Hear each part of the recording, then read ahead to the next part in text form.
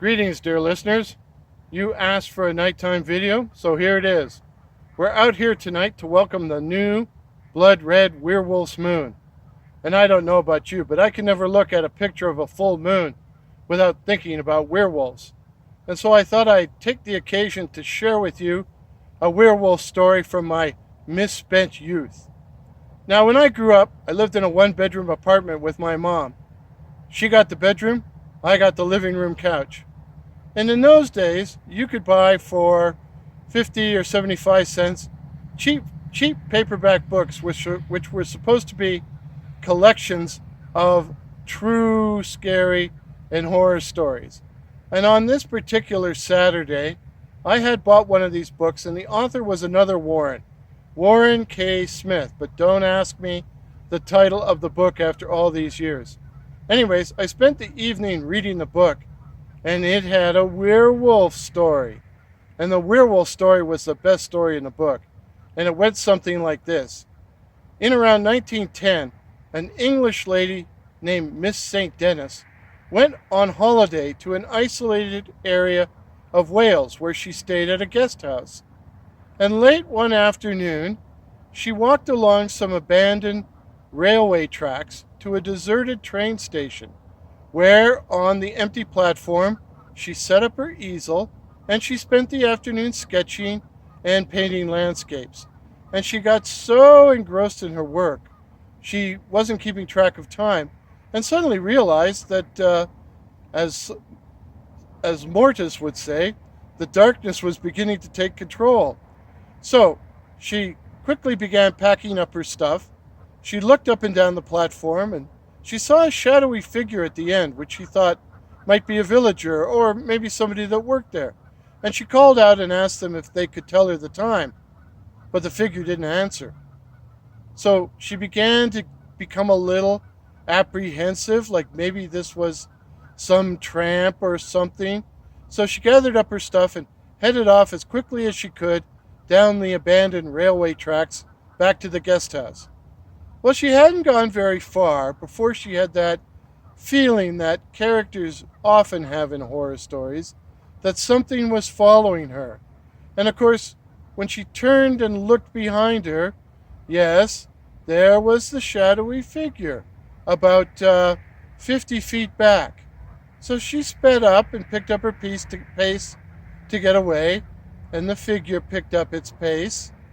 And now Miss St. Denis was a very brave woman, so she stopped and she turned and she said to this mysterious figure, "What do you want?"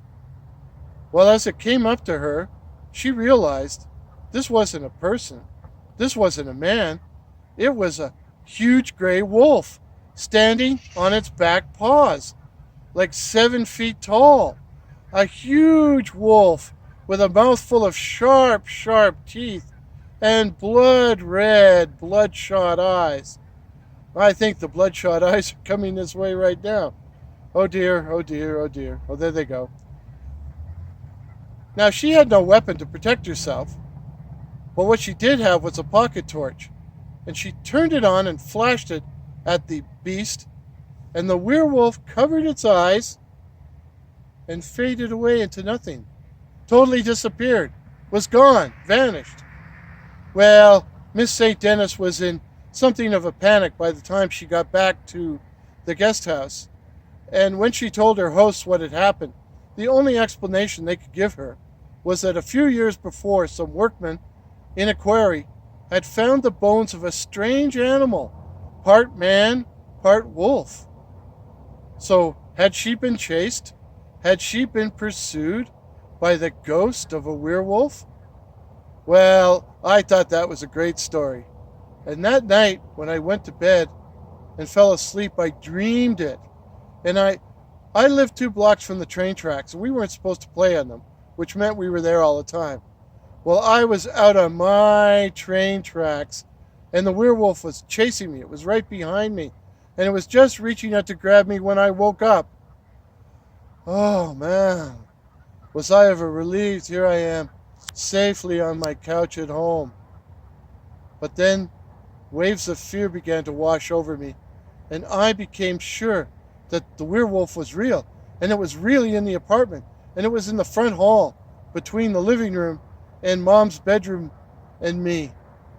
Well, I was too petrified to move. But eventually I began to scold myself and said, "Hey, man, you're like 12 years old. You're not a baby. There aren't any things like werewolves. Go and look." So I did. I forced myself. I walked slowly into the front hall.